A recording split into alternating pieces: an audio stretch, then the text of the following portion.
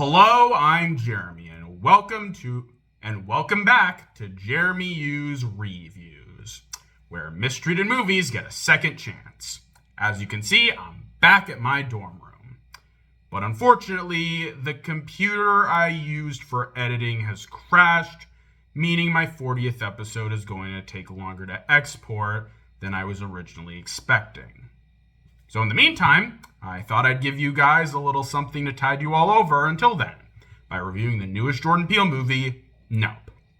Now, while I haven't seen Peele's previous films, Get Out and Us, Nope really fascinated me. Not just because of Peele's involvement, but for how mysterious and atmospheric the trailers were. And after watching it, holy cow is Nope freaking good. Let's start with the horror elements. This is how to do horror. The horror in Nope relies more on being atmospheric and eerie than straight up scary, which I freaking love. There are so many cool and atmospheric scenes that set up an enjoyably eerie atmosphere. And even when the film does get scary, with one exception I'll talk about in a minute, they're either so brief that they don't bother me or are insanely cool. And I especially love how the film takes advantage of cuts. There are certain points where there will be some insane stuff going on down, and once it reaches its peak, it cuts to black and fades into a calm shot. It's an insanely effective and creative horror technique. The characters are also fantastic. Emerald and OJ are a really enjoyable brother-sister duo. Not only do they have great chemistry, but I like how Emerald's extroverted, talkative energy and OJ's more reserved and less talkative energy contrast off each other. And on top of that, the characters on their own are very likable, sympathetic, and full of personality. Angel's also a really solid character. He's a Fry's Electronics worker who joins Emerald and OJ on their quest to investigate the alien, who they name Jean Jacket. Angel has some pretty funny moments, has good chemistry with the other characters, and contributes to the story in an enjoyable way. Also, it's kind of interesting how he's a Fry's Electronics worker, considering I don't even remember the last time I even thought of that company. And finally, we have Ricky Jupe Park, the head of one of the film's main settings, Jupiter's Claim. Jupe is a solid character. He's very likable and has some enjoyable moments, yet you can tell he isn't totally a good person, as he's profiting off a childhood accident, which I'll talk about in a minute, and he clearly has a cocky, nobody can take me down attitude, which he receives karma for later in the film. Steven Yeun does a fantastic job in the performance, and the character's layers makes him interesting and unique. Also, if you look closely in Jupe's office, you can see the scissors from Us, which I thought was a nice little Easter egg. And remember when I said there was one exception to the major scares being brief? This is where that comes into play. See, when Jupe was little, he was an actor in a 1998 sitcom called Gordy's Home. We don't get a full synopsis of every aspect of the show, but based on what little we see of it, we can assume that it's basically just Alf with a monkey instead of Gordon Shumway. Bonus points for those who knew that was Alf's real name.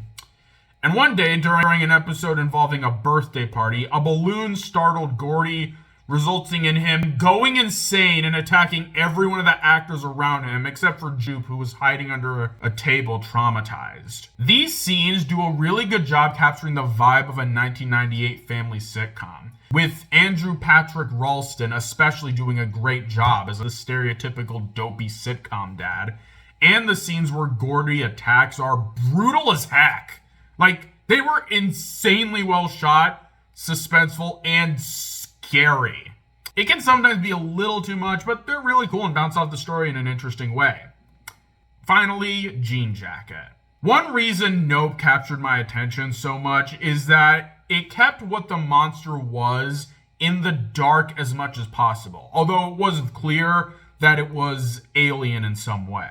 But unlike other films, which reveal more details about the monster, while a little more is revealed about Jean Jacket, not a whole lot is clear.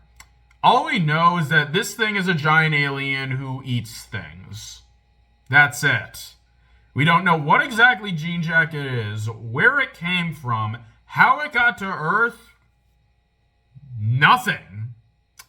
But this is less out of laziness and more to make the creature and events seem more mysterious and set up a future sequel, which I'm perfectly fine with. And even though the film isn't a comedy, there are some pretty funny moments. There's some pretty nice moments of characters interacting each other, as well as some funny lines. It's not much, but it really makes the film even more enjoyable. Nope is just a fantastic film. While it doesn't match the awesomeness of the great 2022 film trifecta, Nope is a film that gives me everything I want in a non-comedic horror. Every single aspect of the film is atmospheric, creative, unique, and brimming with personality. The acting and characters are great, and it's a film that just has so many cool and enjoyable aspects. If you liked Us and Get Out and are even remotely interested in horror, definitely give Nope a watch. It's a great film, and I'm super excited to see what Jordan Peele makes next. Also, screw Logan Paul for dissing Nope with some of the most surface-level criticisms ever. You suck, Logan Paul. And that's it. Comment your thoughts on Nope, and hopefully I can get the 40th episode up and running soon afterwards. And for those requesting that I review Monkey Bone, you will be satisfied. But we'll talk more about that in that episode. In the meantime, this is Jeremy, signing out. See you guys later.